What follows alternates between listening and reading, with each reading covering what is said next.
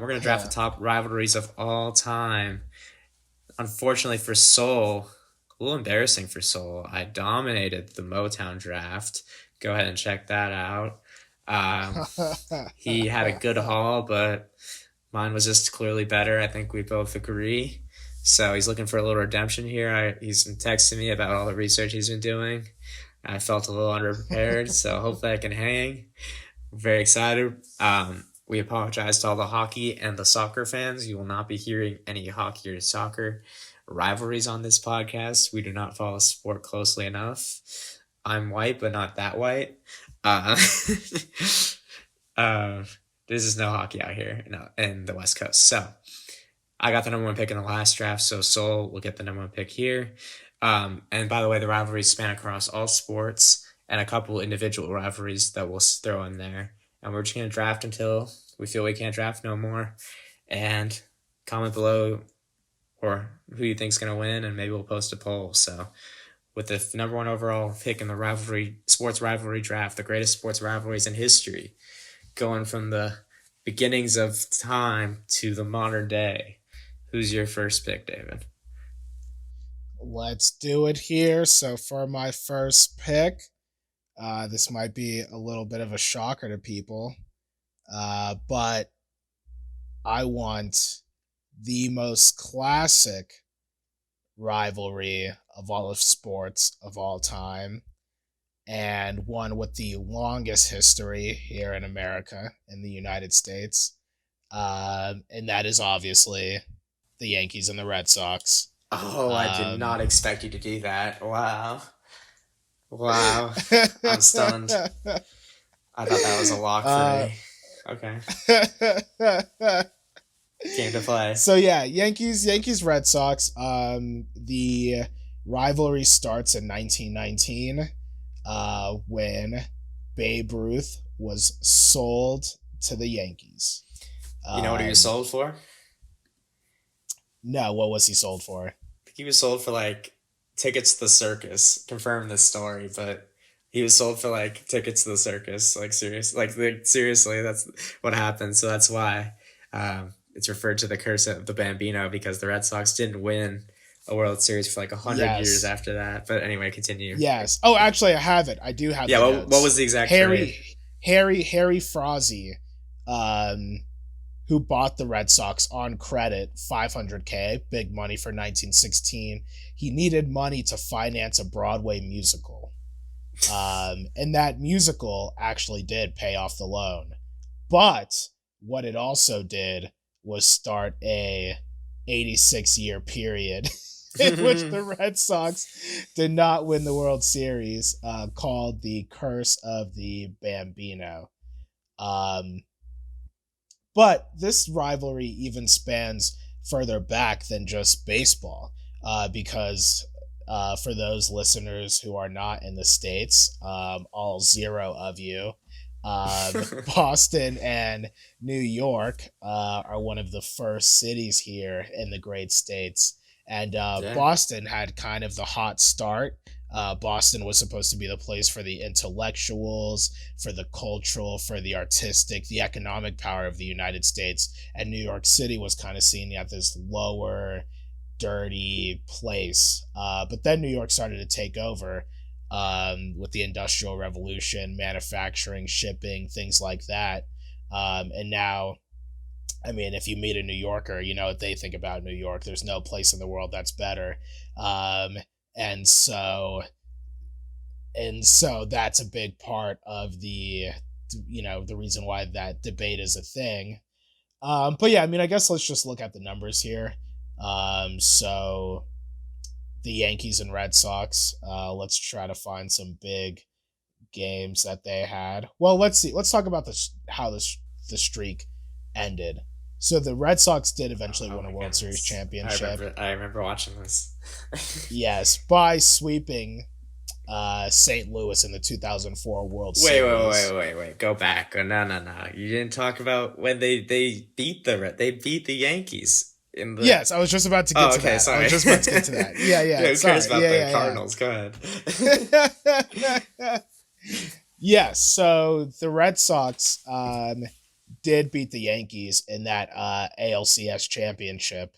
Um, the year before that, I believe that the Red Sox lost to the Yankees in the same game, if I'm correct, and then they came back and won it. Um, Well, what happened and was, after oh, go after ahead. Go ahead. leading, yeah, go ahead, Jake. Yeah, No, no, no, no. no, no, You're getting into piggyback it. on it. You're Yeah, getting into it. Um. yeah. Okay. So Go ahead. Go for basically, it. there was a comeback. The only time in baseball history that a team came back from an 0-3 deficit to win a series, That's the only and time in that was sports history, 2000 I believe, in right? sports history. Jesus. Because that's never happened in Um, NBA, right? 3-0. I don't think it ever happened in NBA. no, Yeah, no, I don't think so either. maybe in hockey, Um, but yeah, exactly. So that was definitely a big comeback for the Red Sox, who they dominated the early 1900s from 1901 to 1918. Um, and then obviously, the Yankees, on their side of things, dominated for that period after that for a very long time. I think we all know about that. So yeah, I don't want to spend all the time on this rivalry, but it's just the most classic one in American sports, so I had to take it. Any thoughts on the rivalry, Jake? You definitely know a little more about this sport than I do. yeah, it was a phenomenal pick. I didn't expect you to go baseball because I know how you feel about it, and it's totally fair. But man, growing up, this rivalry in the early 2000s was crazy. Obviously, the hype around the Red Sox never getting over the hump. They hadn't really won a World Series ever, and the Red Sox fans were so hungry. And to kind of set the stage for the '03 or the '04 run in '03, they played the Yankees in a wild series. And then there's a famous home run. Aaron Boone, who's basically a bench player, hit one to like the I don't know, like almost out of the Yankee Stadium to walk it off in like the 11th. You could look it up, but it's unbelievable. One of those iconic sports moments, and it just adds on to the Red Sox pain. And then they followed up in '04 down 3-0 and just didn't look good. And obviously, you mentioned they come back, but just the players in that series, the sheer number of Hall of Famers, these were like kind of like if the Lakers and Nets played each other 4 or 5 times in a row. It was just two super teams, absolutely loaded. Everyone was on steroids except Jeter and possibly Ortiz. My favorite player was on the Red Sox, Manny Ramirez. Oh my God, I was obsessed. I loved him, but he was a serial cheater. But he was so clutch, and he'd always hit a big home run. Obviously, Ortiz is probably one of the most clutch hitters ever, and if they call Jeter Mr. November for a good reason. People kind of shit on him now. Obviously, there was a controversy as well when Alex Rodriguez became available for trade. The Red Sox thought they had him, and the Yankees stole him. So it's interesting because we talk about the Yankees dominated, but the Red Sox have kind of been winning more lately, as we mentioned. They have more World Series as of late, so the Red Sox kind of feel like they've gotten a little get back there. So there's definitely a little modern installment of the rivalry in this next decade. Both have young players, and I'm sorry that I get excited because we don't get to talk about baseball much, and that was probably one of the best eras. So we spent enough time on this for sure, and we can cut half of it out. But it's a good pick. I'm in love with it. But the pick I definitely expected you to make here was Lakers Celtics.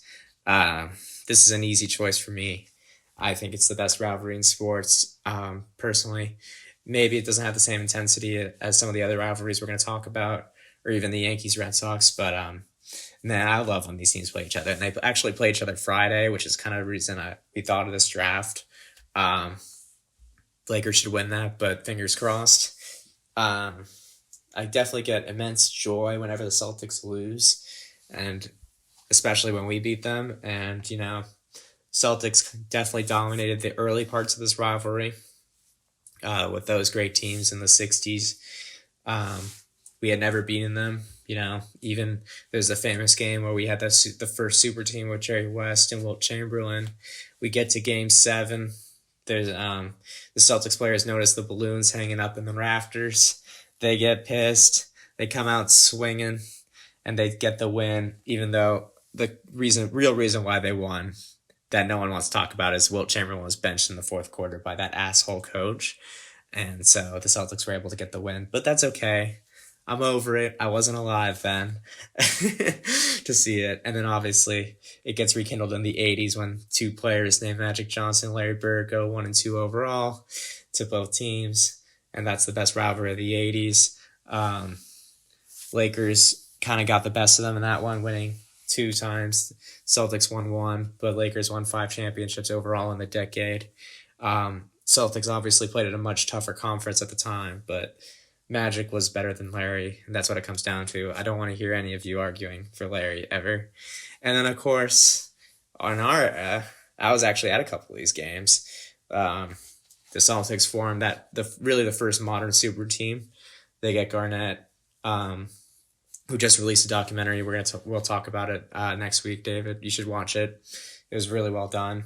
And then obviously they add Ray Allen with Paul Pierce.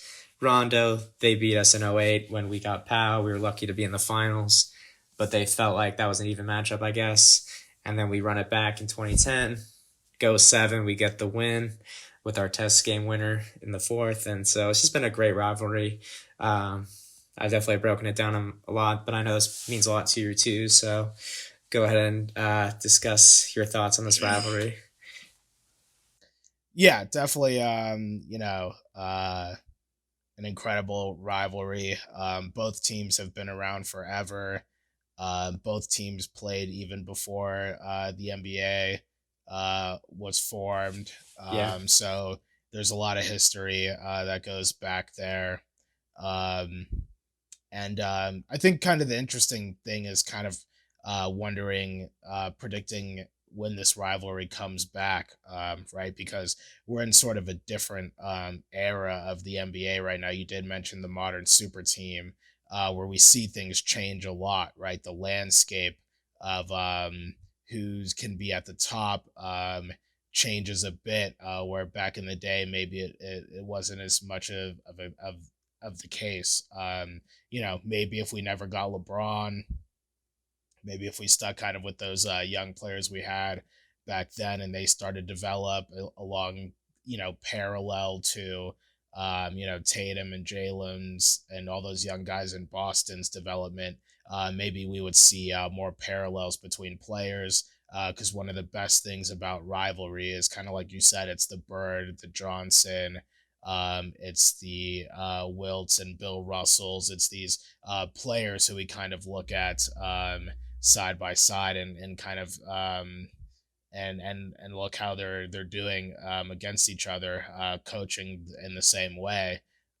So and I think that it would be good for the NBA, if if something like this came back, we saw more Lakers Boston rivalries and got more riled up about it. But definitely during that period when when Kobe was playing and we had those runs, the rivalry was super intense then, and that was great for the game, and that was really exciting. So I'd love to see that be able to come back soon, at least in our lifetimes.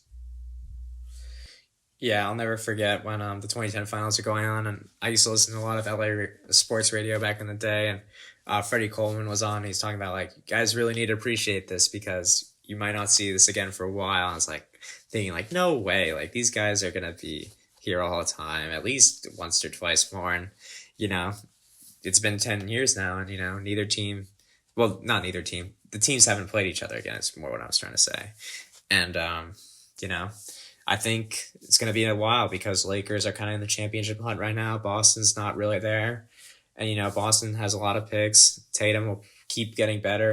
By the time they get good, the Lakers are probably going to be done, So you really got to appreciate these while you have them. So we spent a lot of time on our first 2 picks. Oh, and let's mention who we support. Obviously, we support the Lakers.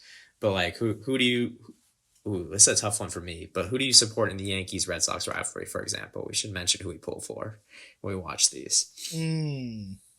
Yeah, I think I have to pull, which is gonna sound weird as a Patriots fan, but I'm all over the place, and I gotta pull for the Yanks. You're just a Yeah, bandwagon at the end of the hey, day. growing up as growing up as a kid, I did like watching the Yankees play. I do like a little New York action. I love Patriots fans, but I'm not the biggest fan of Red Sox fans. I don't know, they're just a little different. Um, they're a little low class compared to us guys at Foxborough in New England, but They're a little more but racial. but I would pull for the Yanks. But so for my next pick, I'm gonna go with the greatest fighting rivalry of all time, and that is Muhammad Ali and Joe Frazier. Um, yeah. Back in boxing, they were going 15 rounds, and it was brutal, right? And guys, you got to think Yeah. these are heavyweight fighters too, and nowadays the heavyweight fights aren't the same way they were back in the day. To be a heavyweight champion in this time period was to literally be on top of the world. And so basically, Joe Frazier and Muhammad Ali are coming in both undefeated, right? And Muhammad Ali is coming out of prison, obviously because he, refused to serve in the Vietnam War. And America, good old America, and the propaganda of the early 70s. There was a lot of Ali hate actually for this first match. People were riding with Frazier a lot because they saw Muhammad Ali as this traitor. Obviously, his first name is Muhammad, um, and um, That's Cassius to and me. yeah, um, so yeah, both were undefeated champions. Ali beat Sonny Liston in '64 to defend his belt, but then he had to go to prison 1967, so he had to give up the championship. Frazier won the belt, fighting Buster Mathis and Jimmy Ellis. So he kind of took Ali's spot as the world champion. People say that this fight is maybe the biggest fighting event ever. Obviously, with inflation and stuff like that, it would be different. Um, and Ali lost this match. Frazier beat him 15 rounds. Decision came to Frazier, um, which was a little bit of a surprise to a lot of people. Ali never really admitted the defeat. Um, and because it's Ali. But that would not be the end of it because this would be the greatest fighting trilogy um, ever. So Frazier ends up losing the title 22 months later to George Foreman. He gets knocked down twice in Jamaica. Um, and then Ali is also kind of going down on a bit of a downward spiral. He fought Ken Norton twice. He won the rematch. But people are looking at this and they were thinking, damn, is this kind of the end? So the second match was called the Rumble in the Jungle. Ali Frazier 2 in 1974. Foreman. No, sorry, I lied. Okay, back. I'll cut this out. Rumble in the Jungle's Foreman. So Ali beats Foreman, which was a huge shocker because, like I said, people were thinking that Ali was falling off, but he wins in the Rumble in the Jungle to regain the heavyweight title. This sets up Ali Frazier 2, which Ali wins. And then there was the third bout with Frazier, which was the Thrilla in Manila. Um, and by this time, the social climate is starting to change a little bit. People aren't thinking that maybe America did the best things they could have done in Vietnam. Shocker, right? Now we have hippies, things like that. And Ali takes this win again.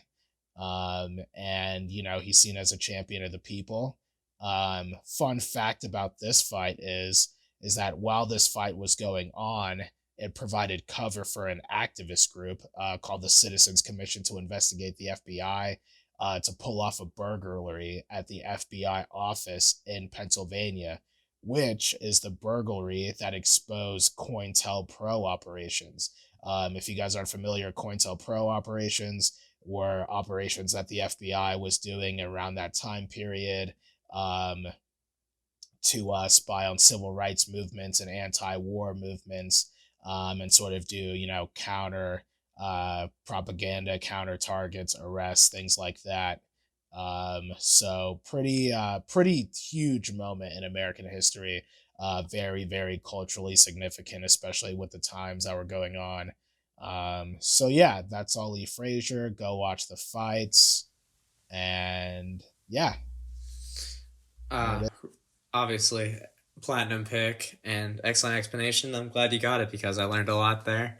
Um, and I kind of feel like Ali's a little bit, or Kaepernick is kind of like not the Ali of our time, but viewed in that same way, where everyone's gonna look at him now with the fondness that they look at with Ali, versus when they looked at Ali with all that hate you're talking about. People are gonna you know view Cap as a hero like they do Ali now, and they'd be like, "That's how you have to protest like Cap did." But obviously today they're saying, "Well, Cap did it wrong." So great stuff there. My next pick, we don't need to speculate here. I'm going Auburn, Alabama. Easy choice for me. This is one of the most intense rivalries in all of sports. They take it very seriously. There's a great 30 for 30 on it that you can check out. The players that have played in this rivalry are great. I do not like Alabama, but I really don't like Auburn. They're like a fake Alabama. They want to be Alabama. And every time they play Auburn, that's the one time of the year I'm going to root for Bama. Roll Tide. Because we'll talk about the college football playoff as it rolls around here, but every year they rig the playoff for Bama. So I just don't like them for that reason. But you got to respect the run Nick Saban's on. Um, but yeah, Auburn to me is just gross. And they had that stupid tree outside that they would throw toilet paper on. And this rivalry got so intense that a disgruntled Alabama fan poisoned these famous trees, which was a really awful moment.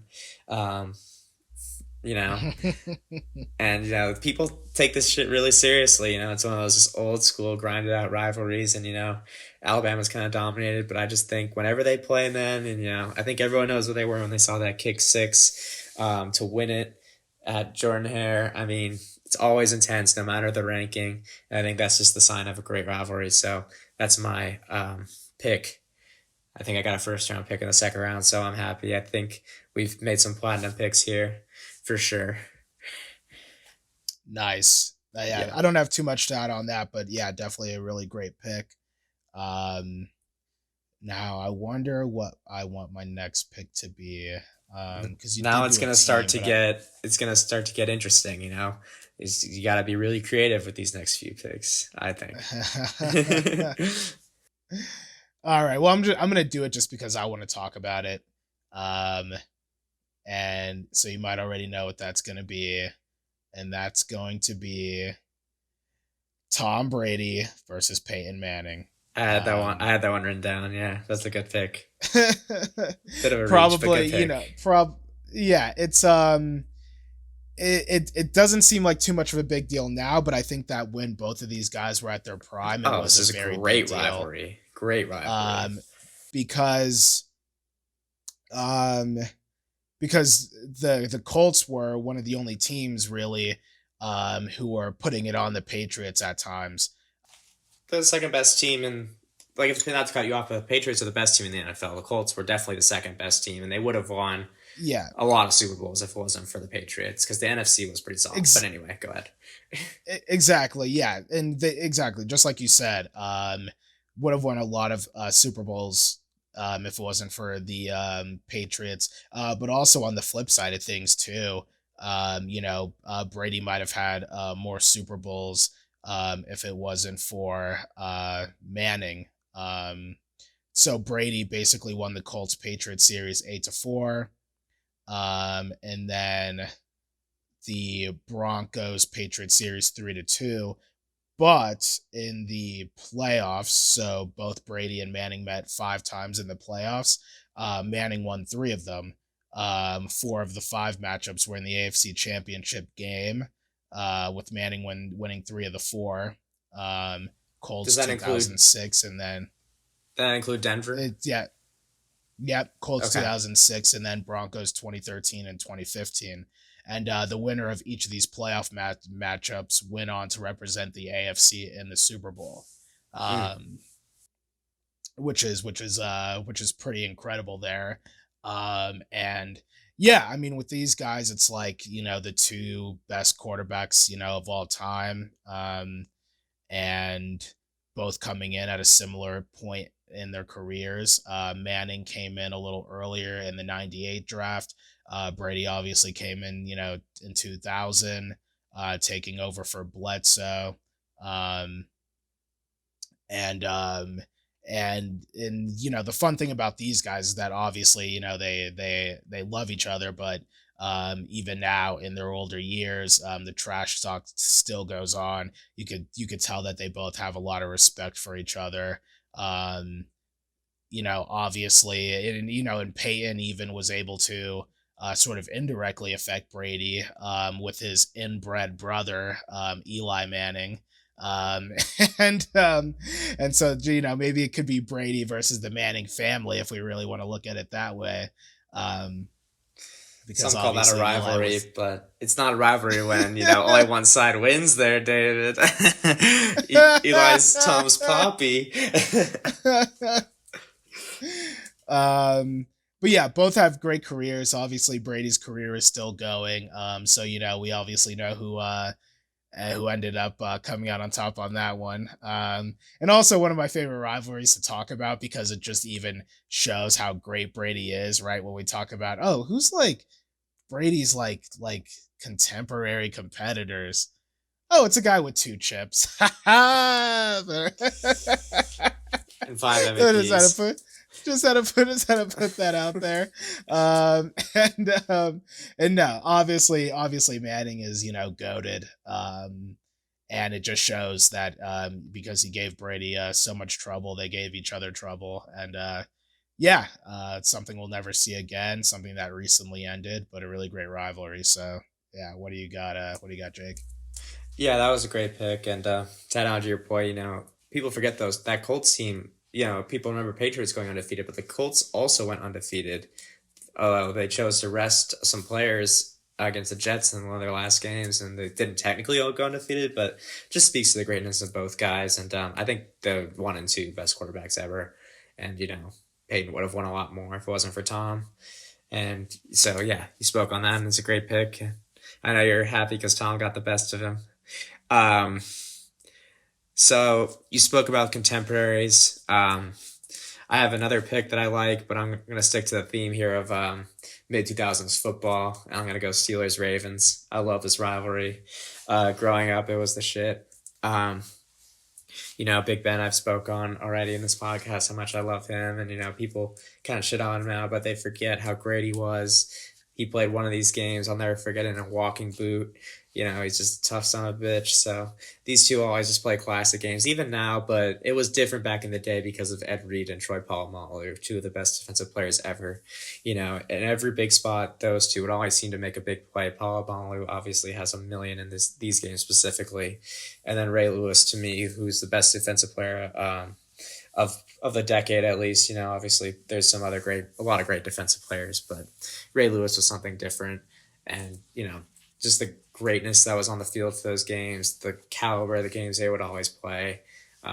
It's one of the best rivalries in the NFL even today. So, and they're going to play each other this year, probably for the division once again. So I love watching it every time. So that's my pick. Where are we at? This is the third round, so we've got 3 picks. Is that correct? Oh, and I pull for the Steelers, but I do like the Yeah. Ravens. So Mm-hmm. I don't mind And if the Steelers lose. Like Ravens are great, Steelers yeah. are great. Yep. Cool, perfect. Yeah, I guess I'll go ahead and pick the Bulls Pistons then. Oh, that's on mine too. Um, Good pick. yeah. Obviously, with the recent documentary, Yep. this rivalry has gotten more limelight. But yeah, I mean, essentially, obviously the way we look at Michael Jordan is 6 for 6. but what the Last Dance highlighted that maybe a lot of the younger people out there might not realize is what these Detroit Pistons were doing to MJ before he went for the three-peat, and that's beating them in the Eastern Conference Finals twice, the Bad Boys Pistons, with Isaiah Thomas, and wasn't Rodman on the first team that won? And Rodman was then when on. did he? Yes, he was on the first Pistons team. Yeah, he was on the first Pistons team that beat him. Obviously, there's the the controversial Jordan rules, which essentially made Phil Jackson, when he came in, implement the triangle so that the ball could get spread out more to combat that. So that's a huge innovation in the game, which innovated by Phil Jackson, but actually created by his assistant Tex Winter, who not only was with him for the championships with the Bulls, but also for the championships for the Lakers. So shout out to Tex Winter. But finally, the Bulls were able to pull through. Let's see how many games they beat them in. I think they swept them. It may have been in They 5. swept them. Yep, they swept them in that Yeah. 1991 Do you remember Eastern what Conference happened at the end Finals. though? Oh, was that a game winner? Was that the? What was No, that? they killed them, but Isaiah and them like kind of did that weird walk past them, didn't shake their hands because they learned from the Celtics. Yes. Because the Celtics did that shit because they're cowards. When the Pistons and Celtics, played, they had a great rivalry as well. And when the Pistons finally broke through and kind of beat the Celtics just walked off the court in the middle of the game. But no one wants to talk about that. Those dirty bastards. Yeah. And yeah, I mean, yeah, and Isaiah Thomas and Michael Jordan had a little bit of a beef, although I think maybe it was more on Isaiah Thomas's side, because when you watch The Last Dance, Jordan cracks up about it. But they kept Isaiah off the dream team, bro. That was petty as shit. That was definitely... They did keep him off the dream team, but that was after the freeze out in the 1985 NBA All-Star game. Oh my goodness, that's such where cap. Isaiah... Go ahead. Because Isaiah is a Chicago native, basketball legend in the city. So I think that Isaiah, I don't know. I think you believe in the freeze out? You can if you want. Know, you can if you want. Jordan wasn't a likable guy. No. And then Scotty says, right, that they weren't going to play if Thomas was on the team. Yeah, that's the best part, because Isaiah's like, all right, if Jordan don't want me on the dream team, fine, that's Michael Jordan. But Sky? Come on. And it's just embarrassing that they put fucking John Stockton, who had 0 championships, over a 2-time champion, a top 5 point guard of all time. Stockton's so overrated, bro. Fuck that guy. I don't want to hear he's top all time in assists. Yeah, like Magic wouldn't be number 1. Stop it. Yeah, that is true. So yeah, that's basically all I have for that. Go watch The Last Dance, guys. Enjoy. Yeah, that's a great pick, and that kind of just, that rivalry is just what's so great about sports. Other players, when they face a team like that, go join another team with a couple other Hall of Famers. But what was great about Jordan is he stuck with it and just adjusted his game, got bigger, got stronger, got better, and said, no, I'm going to push through these guys and get to the championship. And that's what was so great about Jordan, why so many people revere him, that he was able to figure that team out. That's such a big part of his story. So definitely a fantastic rivalry. That makes me want to go with another NBA one, but I just can't let this rivalry go any further down the list. I got to go with Duke, North Carolina, man. It's just one of those rivalries you got to have on there. I had them on my list as well, yeah. Yeah, and I'm not I don't know, like Duke is so unlikable, but it's kind of like the Alabama Auburn thing. I just something about North Carolina, maybe because Kenny Smith went there, it's just unlikable to me. Like I don't know, and I think this rivalry goes back to the coaches. Obviously Coach K. Shout out to him. It's his last year, but um, I love Coach K. I don't think he's so important to the game. And then obviously North Carolina's had Dean Smith and Roy Williams and all these other coaches, and there's been great players on both sides. North Carolina had Vince Carter, Duke had Zion recently. They've had Brandon Ingram, they've had all kinds of great players in this rivalry. Obama showed up to the game, so this is just it's just one of those awesome rivalries. It's always fun when you watch it. So it's not exactly a moment I have from this one, but I just gotta have it on my team. So that's my pick here. Yeah, it's a good pick. Yeah, it's definitely one of those old school rivalries. In the early '60s, there were brawls that went on Oh, between the that's two sick. universities. Bring back the brawl, Um, bro. I love a good brawl. I love when Jokic deck Markeith. Like that's what's missing. yeah, I love it. yeah. I mean, in the annual Duke UNC game in Cameron Indoor Stadium, Duke students set up tents and Yeah, they do sleep that every year. outside. Yep. Yeah, to get the tickets. So yeah, really great college. That's a very collegey sports rivalry that has a lot of roots. So that's a really great pick. Um, and all right, so my next pick, I'll do a similar thing, but over in the NFL. And I'll go with a long historical rivalry with the Bears Packers. Um, and yeah, so I mean, combined, these guys have 22 NFL championships, 13 for Green Bay and 9 for Chicago. Um, they are two of the oldest teams in the NFL. This is, before the NFL. These guys have been at it. The rivalry really began in 1921 and is the league's most played. They have 203 regular season and postseason games. Um, yeah, they've just been at it for a really long time. The Packers are surpassed the Bears overall in the series. Now they lead at 102, 95-6. Yep. um, so Rogers yeah, talked about that. Yeah. yeah, that is a lot of time to be playing each other. A lot of good history. In 1941, the Bears and Packers finished with identical 10-1 records to finish tied atop the NFL Western Division. The Bears would win the playoff game and go on to win the NFL championship that year. Um, 2020, the two teams met on the last day of the regular season in Chicago, with the Packers able to clinch the NFC's number one seed with a win, and the Bears able to clinch a playoff berth with a win, and the Packers won 35-16. So that's kind of where we last have seen that rivalry. But yeah, it's cool to see things that literally 100-year-old rivalries Yeah. being able to stay strong. So Who do it's you pretty who do cool you pull? stuff. Who do you pull for when Yeah. they play? I think I'm pulling for Green Bay. Yeah. I don't really like the Bears.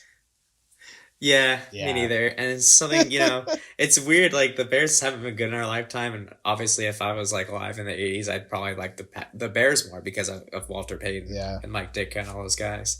So that's a Yeah. great pick, classic rivalry. It's kind of disrespectful that this one's still on the board, actually. So I'm just gonna take it. Michigan, Ohio State. Um, Mm. People probably don't consider this a rivalry today because Michigan can't get it done. But I'm gonna be honest, I love Michigan, and I just can't. Something about Ohio State. It's probably because they wear red. I'm a blue, Mhm. like maybe that's what it is. But just Ohio State fans, when they win, they just are so insufferable. It's like I'm not saying Michigan Mhm. fans aren't like annoying too, but and Michigan just looks cool. Like I don't, at the big house, just something about that stadium, and unfortunately, if I was going to go to a school, I probably would have gone to Ohio State because my grades aren't good enough for Michigan. But, Michigan still looks badass and, great players in this rivalry. Michigan had Charles Woodson and Desmond Howard, all these guys. And Ohio State obviously has had Eddie George and Zeke and, the list goes on for them. They've really dominated the rivalry, especially because they got Urban Meyer, who was probably cheating, but that's okay. Um, you know, Jim Harbaugh hasn't gotten it done. So, But I just think this is one of those great college football rivalries, and Ohio State has that great tradition where they they go around campus, right? They cross off the M from everything on campus and everywhere, so that's hilarious. Then they run into the little freezing cold lake, Mm-hmm. which is retarded, but it's still cool. I like all that tradition. Two iconic Mm-hmm. stadiums, two usually top rated programs, and they're gonna play each other this year. It's gonna be it's gonna decide probably the Big Ten. So they always have big implications for them. So yeah, that's my piece on that. Yep. Nice. Yeah, that's a good pick. Yeah, I'm not super familiar with all the details like you are, but yeah, another really great college rivalry.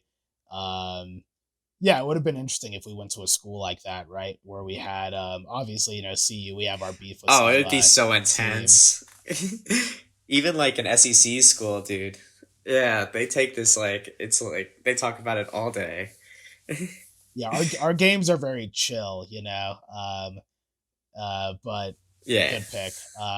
And yeah, I except when guess I'm at him. I'll yeah. I guess I'll take this over to a different sport that we haven't talked about yet. And I'm Ooh, gonna go over to the WNBA, world of David. Good job. yeah, yeah, yeah. And let's talk about some golf. I was at Top Golf last night Ooh. taking some swings. Oh, And let's dude. We gotta go. go. We'll go. We gotta go together. Yeah, so much fun. Yeah. But let's talk about Arnold Palmer versus Jack Nicklaus. Oh man. Um, yeah, I remember a watching very that. yeah, yeah. So basically, Palmer came in the 50s, so he's about a decade older Yeah, do than they really? Nicholas. Not to cut you off, did they really overlap like that? I didn't even realize because didn't Jack play in They like the do. '80s? They do. So the That's 1960 amazing. US Open, yeah, the 1960 US Open, actually in Denver in Cherry Hills Country Club. Um, Really? Arnold Palmer had the greatest comeback in US Open history, erasing a 7 stroke deficit during the final round to win his only Wow. US Open title. And that was where the final round, it was between him, Ben Hogan, and Yep. amateur Jack Nicklaus. Um, and then in 1962, Jack Nicklaus defeated Arnold Palmer in an 18-hole Sunday playoff that sort of marked the beginning of their rivalry. Nicklaus was 22 um, and played in about 4 Masters at that time. And so, Nicklaus was second to Palmer in 60, and then he was fourth in um, in 1961. So yeah, pretty interesting rivalry there. Obviously, by the mid 60s, Palmer began to sort of fade out, and Nicholas started to come on top, and that's kind of what it is. Obviously, Arnold Palmer has a great drink right Yeah, now, that but makes him the yeah, goat. back in the yeah, it makes him the goat. But yeah, back in the day, I'm trying to think of a modern comparison of sort of an older player and then the new player coming in and them having their um, sort of little rivalries going on. I almost want to say LeBron and Co, but I don't know if it really works the same way. But maybe it's a little similar. I don't know. You It's have any ideas? Think of older players who kind of rival with some younger players coming in. Yeah, maybe Mahomes and Brady. But I was definitely I've watched a lot of basketball documentaries, especially over quarantine, and um, it was from the '90s, so it was while Michael was like contemplating with retired, and he's kind of looking back, but he's like it's like a '95, and they ask Michael about Magic because Magic had AIDS, a few years earlier and retired, and it really hurt Michael because he wanted that rivalry. He thought that he'd have the next bird. He'd be the bird in that Magic Jordan rivalry. So it could have been like that, So that's the other comparison I was Mm, kind of thinking of. that's a good point. That's a good point. Yep. So yeah, I gave my little golf contribution. Yeah, you What know do you your what do you got? golf, What do you got dude. next? I know nothing about golf, but I'll stick to the country club here. There's a lot of great tennis rivalries to choose from. but I'll just go with the classic, Federer and Nadal. Um, they've played each other 40 times, um, which is weird because Djokovic and Nadal played each other over 60 times. So I was thinking it would be more. But Federer and Nadal play each other about 40 times. Nadal has actually won more, but a lot of those are on clay. Um, so it's just one of those back and forth rivalries. I consider Federer the GOAT, so I pull for him, but I don't dislike Nadal at all. I think he's a phenomenal player, one of the great athletes of all time. Just the way he can move and stuff like that is really just remarkable. But Federer's kind of like the Jordan of the sport, just due to his fundamentals and stuff. But Nadal does have the better of him numbers wise in this rivalry. Federer, I believe Nadal may have tied him in Grand Slams total, but they play classic times every one. There's a famous one where they played each other in the Wimbledon final, and it was a really long match. Nadal actually won it. People forget that. But, it was a young Nadal when he had the flow going. Those two just play classic matches. There's always a great respect there, which is all what tennis is all about. It's not supposed to be nasty like that, although it can be. McEnroe obviously embodied that, which is fantastic. So, yeah, I think that's definitely one I have to take as a tennis fan and a Federer stan, for sure. Yeah, great pick, obviously. Yeah, I don't have too much of a leg to stand on when it comes to tennis talk. But obviously, even I know about the legendary beef they have there, and I think I'm always pulling for Federer, obviously, since he was kind of the sort of that figure of tennis, and obviously, everyone's time's coming for both of the guys. Here, and maybe a little earlier for Federer a bit. You mean How many not years for does Rafa? Federer? Federer. How many years Federer's does older. Federer have on him? Like Maybe 5 or 6. Federer's older. 5 or 6, really. Yeah, Federer's Okay, in his 40s, yeah. and that's why I think Federer's the GOAT, man, because he was dominating tennis well into his 30s, and you're supposed to retire in your early 30s because the tour is like really ridiculous. These guys play tournaments like every week. It's really impressive, and their bodies just wear down early because and you're fun. And these aren't like it's not like you're going from the Staples Center to the Forum. You're going like around the world. So if you can make it through the grind of the tour, you'll make a lot of money. But it's tough out there. And ironically, Federer was healthy for so long, and he didn't get injured until he tripped in the bathtub, and then he started to have injuries, which is wild. He never got injured on the court, really. Nadal has obviously had knee problems going back to his youth, so it's impressive that he's made it this far and had one of the top careers ever as well. So, both obviously are top 3 all time. You can argue either way. Mm-hmm. Nice. Yeah, great pick. And then, so what I have, and I think this is actually my last pick. Yeah, let's round out this draft. Taken. And I'm going to go to another sport. That might be a shock to some of you guys because we haven't talked about any UFC on the Ginger and Soul podcast yet. But I thought I had to give it some respect here. And probably the most well-known rivalry in UFC is between Jon Jones and Daniel Cormier. Yeah. Wait, can I just say, I know nothing about this, but fuck Cormier, bro. I think he's the biggest bitch ever, really? Bro. Oh, I can't stand his fat ass. Oh, my God, bro. He's trying to talk to Jon Jones like he's on his level. Oh, my God, dude. Team Jones all the way, even though Jon Jones obviously is an asshole. So, yeah, I think that's kind of like where the beef, why this beef is so strong, because I think Jon Jones and Daniel Cormier represent like two different things in the UFC. Daniel Cormier is like, one of the sort of golden boys. He's at America Top Team. He's a very big supporter of up and coming people. One of like very good friends with Habib Nurmagomedov, obviously a big sports commentator, him, Joe Rogan, John Anik.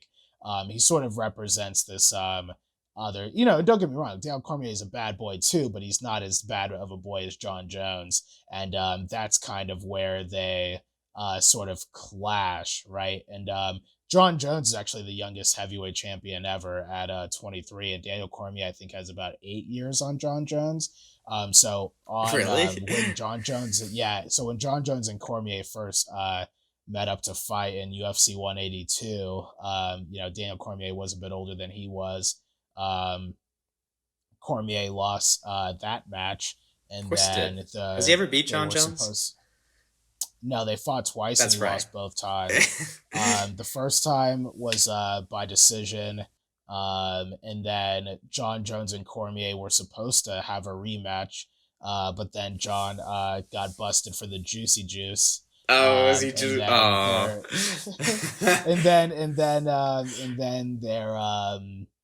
um, their fight got postponed, and then came back in 2017, and then Jon took it again, um, and that's how that ended. I'm trying to think what year was their second fight.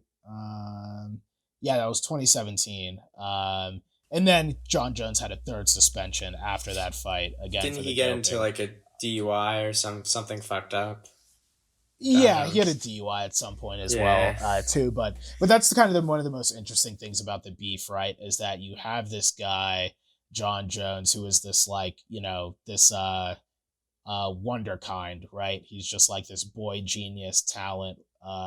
Probably my like definitely top three favorite fighters of all time, and Jon Jones, versus Daniel Cormier, who has more this clean record. Daniel Cormier is like a Olympic wrestling champion. And they do, and one of the things I like beefs where people do not like each other and truly do Mm-hmm. not like each other. Not some Drake Kanye shit, where we're seeing Drake and Kanye on Instagram this past week taking selfies with each other. No, Daniel Cormier and Jon Jones do not like each other. It is very personal, their beef, and there's a lot of vitriol. And it's ugly. So that's why I really like the beef so much. Obviously Jones, came out on top with that. I mean, Dale Cormier didn't go like a punk either, but John, you can't deny the numbers at the end of the day. It is what it is. And yeah, so that's my last great sports rivalry here. What do you got to end us out here, Ginger? All right. I'll stick with the fighting. I'm not as versed on it as you, but not having Mike Tyson and Evander Holyfield, it would feel like a crime. Mm. Um, Team Tyson all the way, baby. Uh, I'd love, how can you not love Iron Mike? And he was rolling. You know, um, I think did Holyfield win all three? No, they fought twice. I think Holyfield won both. Obviously, the second one was the controversial one because Tyson gets disqualified for biting Holyfield's ear off. And Holyfield, all time, it's one of those interesting debates because Tyson was obviously the better fighter, but Holyfield actually ends up with more titles and beat him twice. So it's hard to, excuse me, it's hard to argue, who's the better one because technically it should be Holyfield, but we all know what we saw when Tyson was at his top and Tyson was in prison, which kind of fucked up. Not only, I'm not saying Tyson didn't deserve to go to jail, but just that wrench kind of, made his career go in a different direction. Obviously, a lot of that was self inflicted, and then, of course, the loss of Tupac, a really close friend of him, during one of his fights. I don't think he ever won again after that. So, and that's when he fought Holyfield twice. So obviously, I think that had to be a factor. But, I just think that's one of those classic rivalries that has to be on there. Hate leaving the Dodgers Giants out, but, Tyson Holyfield played it on a much bigger stage, um, in my opinion. I just think that's one of those all timers, especially if we're going to talk fighting. And I don't even know that much about boxing because the modern era is a lot of pussy shit, in my opinion. A lot of running around the ring, a lot of not being able to read, things of that nature. But yeah, good call on the Jon Jones one too. you know, big Cormier hater over here. You know, I just don't get it. Has he ever won anything? Like, be honest. Cormier is a champion for sure. The Because featherweight when Jon Jones, no, what did he win for real? No, yeah, he has. I think Cormier is only 2 losses. No, 3 losses. Two are Oh, from okay. Jon Jones, and one is from his last loss in I think was like last year or two. Yeah, it was in 2020 when he fought Stipe Miocic, who's like probably like I don't know, like one of the greatest heavyweight, probably like the greatest heavyweight fighter, because Cormier moved up a division. I think Cormier was actually moving down to fight Jones If for it the isn't light clear for heavyweight. the listener, I'm very ignorant on the UFC. I like I like the guys with the swag, and that's all I know. I like Jon Jones, I like McGregor, and I like Anderson Silva, and I've had trouble watching Yeah, UFC because I watched this motherfucker break his leg into another person, yeah, and yeah. We'll get a little we'll get scarred. Ginger up to speed on the podcast. I'll watch On it some at some UFC. But point. yeah, but it's a good Tyson Holyfield's definitely a great pick, for sure. Yeah, in the second fight, Tyson bit off the ear, got disqualified, got his boxing Yeah, license and he lost the first taken one. away. Oh, is that true? Yeah, I he didn't know lost the that. first one as well. Yeah, exactly. Um, and yeah, obviously Mike Tyson, had a lot of issues towards the end. Mike Tyson got involved with Can you imagine that going broke? terrible manager. I forget his Oh, name. Don King, bro. Ugh, black on Yeah, the black Don crime. King. Yeah, the Don King, That man Black on was Black robbing a Crime. lot of people. Uh, But he also so blew yeah, a lot of that money. He bought tigers and shit. It's not like, you know. true. Yeah, yeah, and He now, made like $500 million or something crazy. How could he blow all yeah, that? Like, whatever. yeah, and but yeah, Mike Tyson Mysteries is a really funny show. Rest in peace, Norm Macdonald. It's great. It's a great And cartoon. also, rest in peace, Young Dolph. Next week, we're going to talk about what the Grammys nominated for Album of the Year. And we'll come up with our own list as well. I have mine almost done. Um, the bottom is tough. I think I have a pretty definitive top six, but 7 and 8 are always tough. So, and I'm also waiting on Mount Westmore um, as well. So we'll see what happens with that. But we'll talk about it all on the next episode of the Ginger and Soul Podcast. See you guys next time. Peace out, motherfucker.